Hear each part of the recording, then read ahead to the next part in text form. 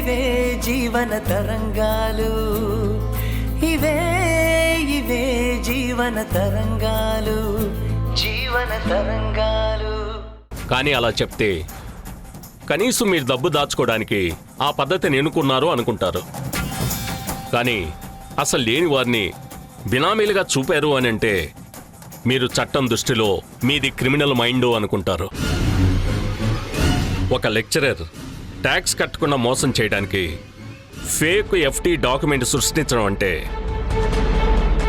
మీరు తప్పు చేయడానికి దగ్గరగా ఆగిపోయినట్టు.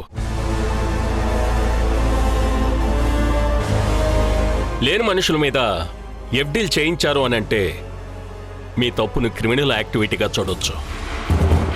అలా చూస్తే లెక్చరర్గానే కాదు, వ్యక్తిగా కూడా మీ రెప్యుటేషన్ సొసైటీలో పూర్తిగా పడిపోతుంది.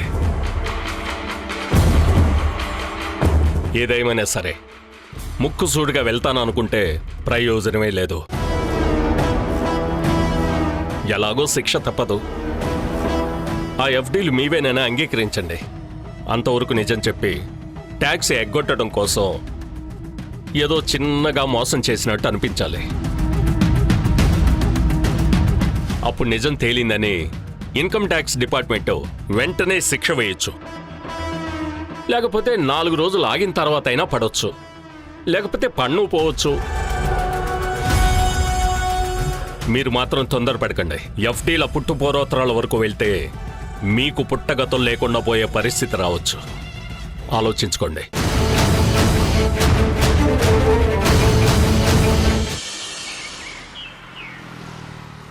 చిన్న కేస్ త్వరగా కంప్లీట్ అవుతుంది, సింపుల్ గా క్లోజ్ చేద్దాం అనుకున్నాను. మేడం, ఆ ప్రమోద్ లెక్చరర్ సొసైటీలో మంచి రెప్యుటేషన్ ఉన్న వ్యక్తి. తన తప్పు ఒప్పేసుకొని ట్యాక్స్ కట్టేసి కంప్లీట్ చేస్తాడనుకున్నాను. ఆ రోజు పిలిచి చెప్తే కట్టేస్తానన్నారు. లేదు, నా అంచనా ప్రకారం ప్రమోద్ గారికి ట్యాక్స్ పే చేయాలని ఉన్నా తన చుట్టూ ఉన్న జనాలు అందుకు ఒప్పుకోరు. ట్యాక్స్ ఎగ్గొట్టడం తెలివైన వాళ్ళు చేసే పని, ట్యాక్స్ పే చేయడం దద్దమలు చేసే పని అని ఆయనకు రాంగ్ డైరెక్షన్ ఇచ్చి ఆయన్ని ట్యాక్స్ పే చేయకుండా చేస్తున్నారు. ఆయన నిజాయితీగా ఉండి ట్యాక్స్ పే చేయాలనుకుంటే ఆ చుట్టుపక్కల ఉన్న మీడియేటర్స్ ఏం చేస్తారు? మహా అయితే వాళ్ళు సంపాదించుకోవడానికి ఇలాంటి ఐడియాస్ ఇస్తుండొచ్చు. కానీ అదంతా జస్ట్ 15 days. ఆ తర్వాత ఈ కేసు క్లోజ్ చేసి రిపోర్ట్ పంపిస్తాం. నమస్కారం మేడం గారు.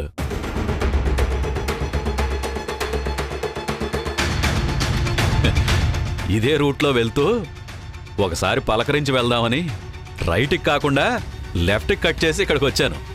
లోపలికి రండి.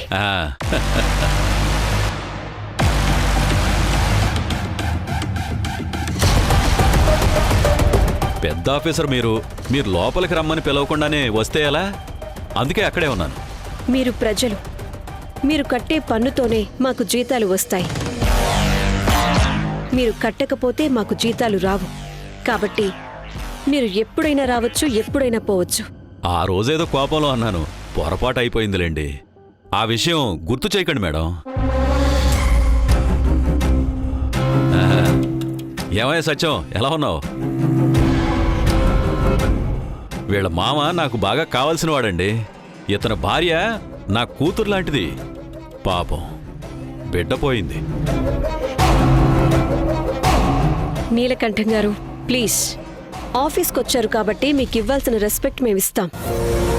మీరు పర్సనల్ ఇక్కడ మాట్లాడకండి. మీ రెస్పెక్ట్ మీరు కాపాడుకోండి. పుష్ప నా కూతురు లాంటిది. వీళ్ళ పెళ్లి ఫిక్స్ చేసింది నేనే. అందుకే ప్లేస్ మారినా ఎమోషన్స్ మారిపోవు కదా, అందుకే గుర్తు చేస్తున్నాను. మీరు వచ్చిన పని చూసుకుని వెళ్ళడం మంచిది. మేడం, నేను బయట వెయిట్ చేస్తాను. ఏమయ్యా సత్యం, ఎందుకలా అవాయిడ్ చేస్తున్నావు? నా నోటితో చెప్పాలా? ఏం చేసావో నీకు తెలీదా?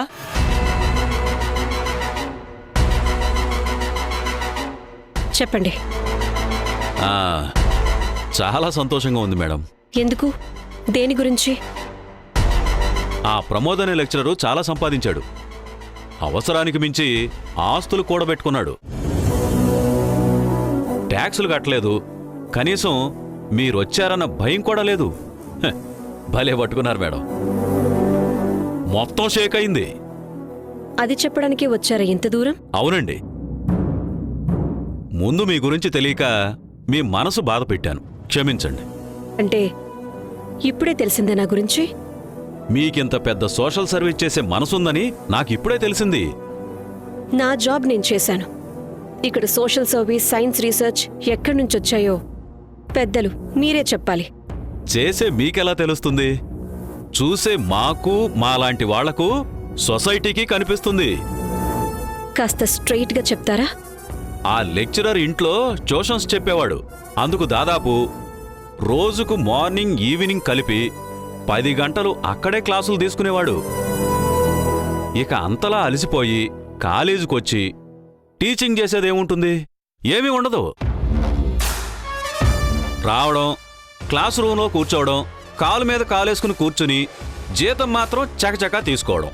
హె, ఎలాగో అక్కడ పిల్లలే ట్యూషన్కి వస్తారు కదా, అప్పుడు ఇంట్లో పాఠాలు చెప్పి ట్యూషన్ డబ్బులు టకటకా జేబులు నింపేసుకునేవాడు. అలాంటి లెక్చరర్ని మీరు వలవేసి పట్టుకున్నారు. హె, ఈ దెబ్బకి మిగతా లెక్చరర్లు కూడా సెట్ అయిపోతారు. ట్యూషన్లు తగ్గిపోతాయి. కాలేజీలో పాఠాలు బాగా చెప్తారు. కాలేజీకి కూడా మంచి పేరు వస్తుంది. పిల్లలకి డబుల్ క్లాసులు వినే పని ఉండదు, పేరెంట్స్కి డబ్బులు ఖర్చు ఉండదు. ఎంత చేశారు మేడం మీరు? ఇన్కమ్ ట్యాక్స్ ఆఫీసర్గా ఉంటూ ఇండైరెక్ట్గా సొసైటీకి ఎంతో పెద్ద మేలు చేశారని మిమ్మల్ని అభినందించడానికి వచ్చాను madam. Thank you for your compliment. By the way, మీకు సంపాదన కూడా ఎక్కువ అవుతుంది. మాకెలా అయిపోతుంది? అదే, నా వల్ల ట్యూషన్స్ క్లోజ్ అయ్యాయి. అప్పుడు ఆ లెక్చరర్స్ కాలేజీలో పాఠాలు బాగా చెప్తారు. అప్పుడు మీ కాలేజ్కి మంచి పేరు, అడ్మిషన్స్కి బాగా డిమాండ్ వస్తుంది. మీ కాలేజ్ మీకు కాసుల వర్షం కురిపిస్తుంది. మేనేజ్మెంట్ కోటాకి మంచి గిరాకీ వస్తుంది. అలా మీరు బాగా సంపాదించొచ్చు అంటున్నా. అటు ఇటు పోయి నాకే దించారు. ఏమని చెప్పను? కాలేజీకి ఇన్కమ్ ఉంటుంది, కానీ మీ ఇన్కమ్ ట్యాక్స్ డిపార్ట్మెంట్ ఎక్స్పెక్ట్ చేసినంత కాదు. ఒకవైపు డబ్బు వస్తే ఆ డబ్బుతో ఇంకోవైపు క్లాస్ రూమ్స్, లైబ్రరీ, ఇంకా లేటెస్ట్గా డిజిటలైజేషన్ చేయాలి. ఇంకా చాలా పనులుంటాయి కదండి. మీరు కొత్తగా లెక్చరర్స్ని రిక్రూట్ చేసుకోవటం లాంటివి. ఆ, బాగానే అర్థం చేసుకున్నారు మీరు. మేం విద్యను అమ్ముకునేది ఇలా విద్యను నమ్ముకున్న 10 మందికి ఉపాధి కల్పించడానికి. అప్పుడే కదా సొసైటీ ముందుకు వెళ్తుంది. నిజమే కదా మేడం? అవును. మీకు సొసైటీ మీద ఇంత కన్సర్న్ ఉంది కదా. మీ కాలేజ్లో మెరిట్ ప్రకారం సీట్ దొరుకుతుందా? దొరకదు. కానీ చదువు అవసరం. దానికోసం పేరెంట్స్ ఎంత ఖర్చైనా సరే, చివరికి అప్పు చేసైనా సరే ఫీజులు పే చేస్తారు. వాళ్ళ నుంచి ఫీజులు జలగల్లా పీల్ చేస్తుంటారు. అందులో మిడిల్ క్లాస్ వాళ్లే ఎక్కువ ఉంటారు. అలా వేలకు వేలు ఖర్చు చేసి చదువుకొని బయటకొచ్చిన స్టూడెంట్స్ న్యాయంగానో అన్యాయంగానో డబ్బులు సంపాదించడానికి రెడీ అవుతారు. తప్పొప్పులనే ఎమోషన్స్ లేని కమర్షియల్ యూత్తో సొసైటీ నిండిపోతుంది. అలాంటి సొసైటీ ఎలా ముందుకు వెళ్తుందంటారు?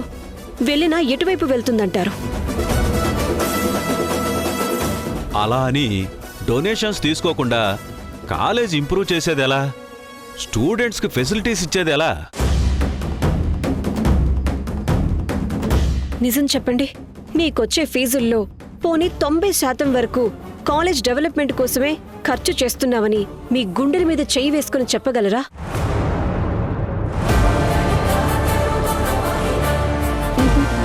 చెప్పలేరు.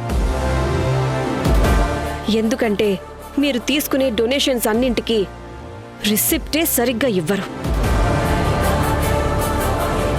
చివరికి కాలేజ్ ఫీజుగా వసూలైనట్టు రికార్డ్స్లో చూపించే అమౌంట్ కూడా మీరు కాలేజ్ ఇన్ఫ్రా కోసం వాడరు.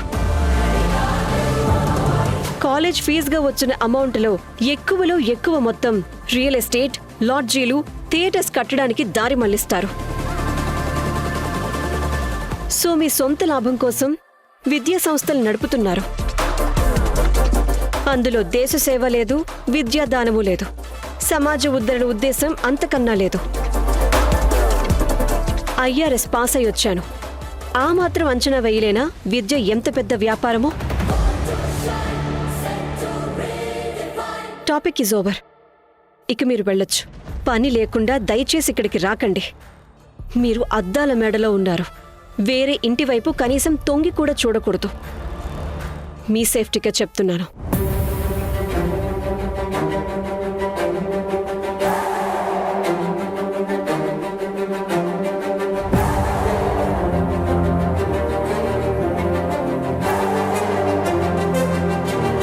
సత్యం, చెప్పండి మేడం. తను స్టార్ట్ చేసిన గేమ్లో మనం ఎలా నలిగిపోతున్నామో చూడాలని ఆశపడ్డాడు. కానీ ఆ గేమ్ ఫినిషింగ్ టచ్ ఇచ్చేది నీలకంఠ మాట కట్టించడంతోనే. అది తెలిసొచ్చే వరకు ఇలా ఎగిరెగిరి పడుతూ ఉంటాడు. జాగ్రత్త అని చెప్పాను. తేరగా వచ్చిన సొమ్ము కదా, బాగా తిని కొవ్వెక్కి కొట్టుకుంటున్నాడు. అది తగ్గించేందుకు కౌంట్ డౌన్ స్టార్ట్ అయింది.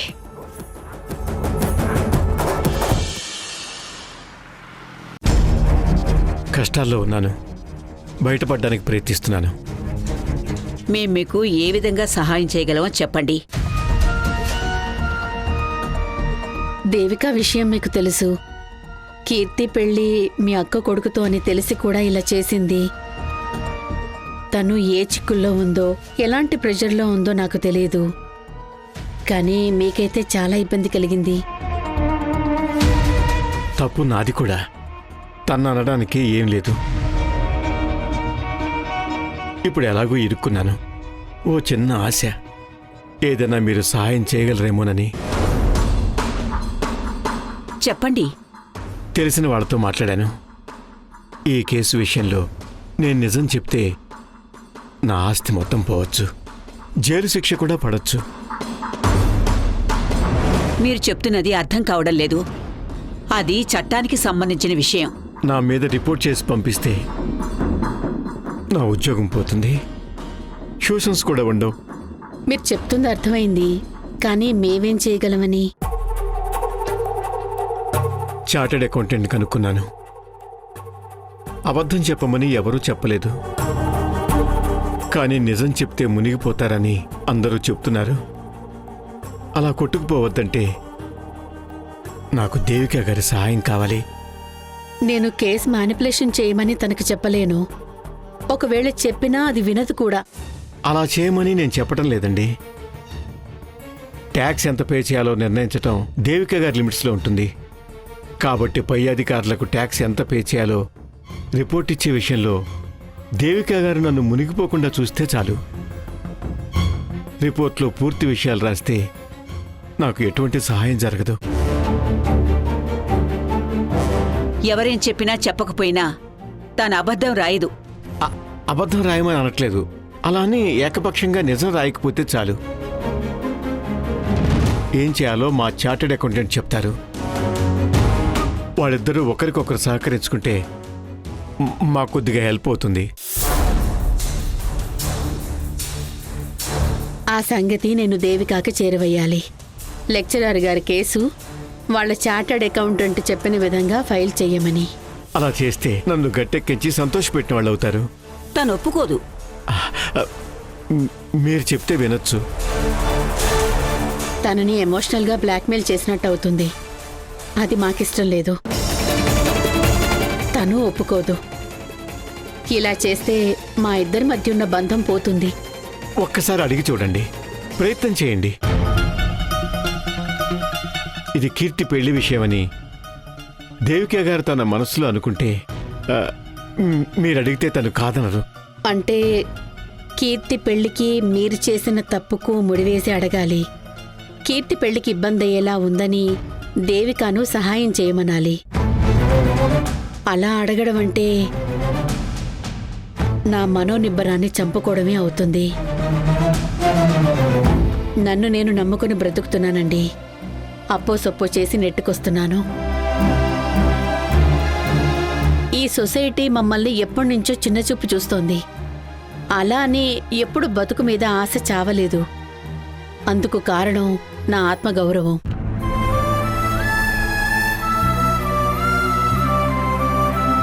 ఇప్పుడు నేను వెళ్ళి దేవిక ముందు చేతులు చాచి అడిగితే నేను అక్కని, నువ్వు చెల్లెలివి, కాబట్టి మన బంధానికి విలువ ఇవ్వమని అడగాలి. తను ఇస్తుందో ఇవ్వదో అది వేరే విషయం. కానీ నా దృష్టిలో నేను తన ముందు తక్కువ అవుతాను. తలెత్తుకొని బతకలేను. మనసుకు కష్టం అవుతుంది. వద్దండి, నేను అడగలేను.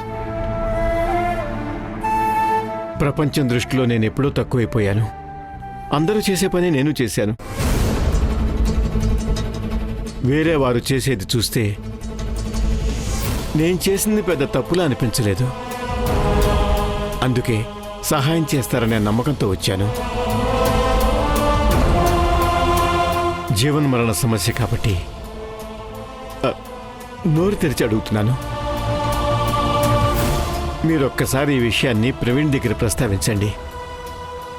తానే వెళ్ళి దేవికా గారిని కలవనివ్వండి. మనం చేసిన తప్పులకు పిల్లల్ని సహాయం చెయ్యమని అడగటం తప్పు కాదా? పిల్లలున్నదే అందుకోసం కదండి. తండ్రి పోతే కర్మకాండ చేయాలి. అప్పటి వరకు ఎన్ని గొడవలున్నా అంత్యక్రియలకొచ్చి చితికి నిప్పు పెట్టాలి. అది ధర్మం. ఆ అబ్బాయి మీ కొడుకు కాదు, మీ అక్క కొడుకు. పెళ్లికి పెద్దగా నిలబడ్డప్పుడు మీరిలా అడగలేదు. నేను కూడా పెళ్లి సంబంధం కలుపుకోవాలనుకున్నప్పుడు మీ కుటుంబాన్ని నేను అన్ని వైపుల నుంచి చూసి మంచి కుటుంబం అని చెప్పలేదు. కీర్తి వైపు నుంచి చూస్తే నాకు మంచి కుటుంబం అని అనిపించింది. అదేవిధంగా ఇప్పుడు నేను చేసిన తప్పుకు నేను మిమ్మల్ని అడుగుతున్న హెల్ప్, దేవిక గారు నాకు చేయాల్సిన ఫేవర్ ఇన్కమ్ ట్యాక్స్ డిపార్ట్మెంట్ వైపు నుంచి కాకుండా ఒక లెక్చరర్గా ఆ తప్పు చేశాడనే వైపు నుంచి చూస్తే చాలు అంటున్నాను. అలాగే నా మేనలుడు కేవలం పెళ్లి కోసమే నాతో బంధం కలుపుకున్నాడు, లేకపోతే మాది రక్త సంబంధం అని కూడా ఈ టైంలోనే తేలిపోతుంది. అంటే ప్రవీణ్ నాతో బంధం కలుపుకున్నాడు. అయితే సంబంధం కలుపుకోవాలా లేక తెంచుకోవాలా అనేది వాడికే వదిలేస్తాను.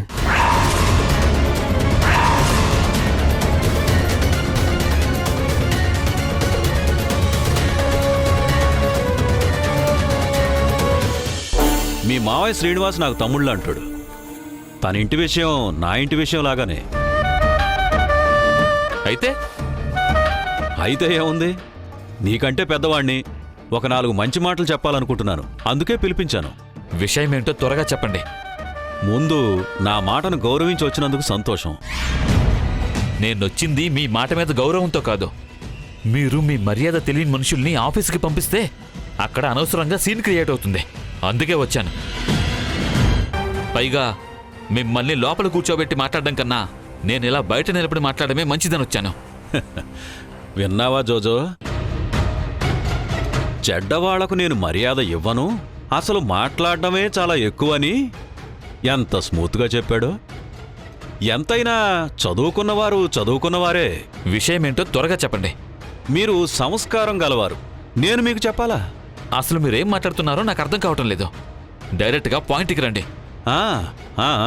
డైరెక్ట్గా పాయింట్కే వస్తున్నాను. అక్కడ మీ భార్య ఏడుస్తూ కూర్చుంది.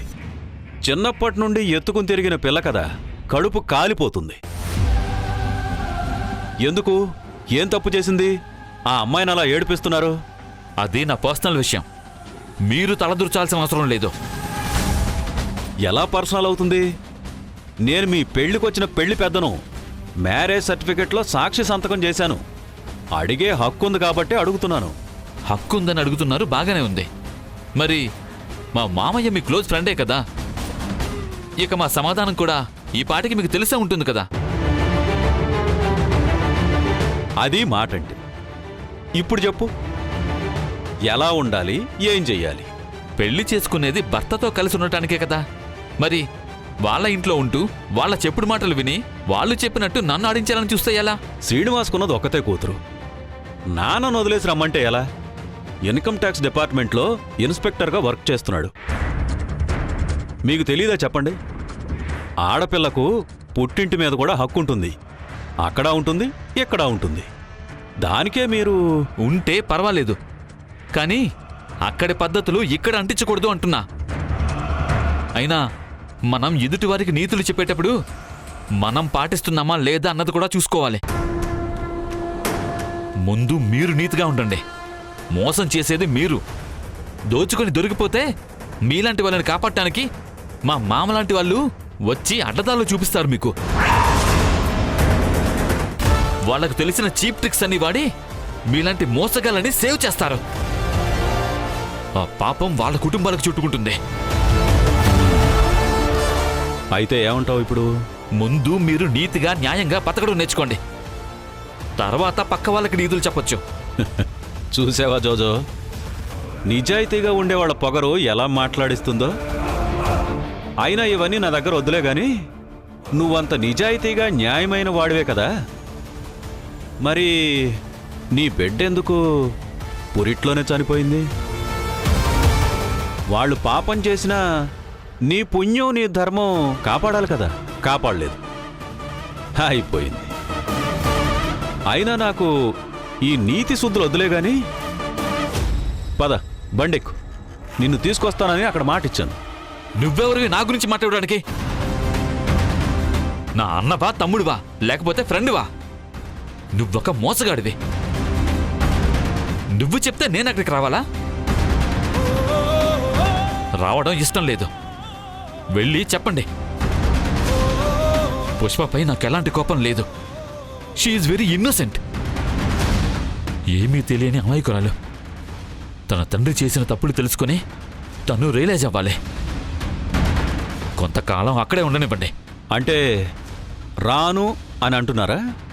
రాను అనే చెబుతున్నాను. మరి నలుగురిని తీసుకొచ్చి కారులో ఎత్తుకెళ్తే? బలవంతంగా తీసుకెళ్లడానికి, పక్కోడిది భయపెట్టి లాక్కెళ్ళడానికి. ఇదేం రోడ్ సైడ్ ఉండే ల్యాండ్ కాదు. మీ ఇష్టం వచ్చినట్టు మనుషులు పెట్టి చేయడానికి. ఇది జీవితం. మేం కలిసి ఉండాలంటే మీలాంటి వాళ్ళు కాదు రావాల్సింది. మీలా నోటి దురుసుతో సంసారాలు నిలబెట్టలేరు. మీ ఆయన భోజనం చేయడానికి ఇబ్బంది పడుతున్నాడు. నువ్వు చేత్తో తనకి తినిపించు. చెప్తుంది నీకేనే, తినిపించు. అక్కర్లేదు అత్తయ్య, నేను తింటాను. దేవిక, నువ్వు కూర్చో.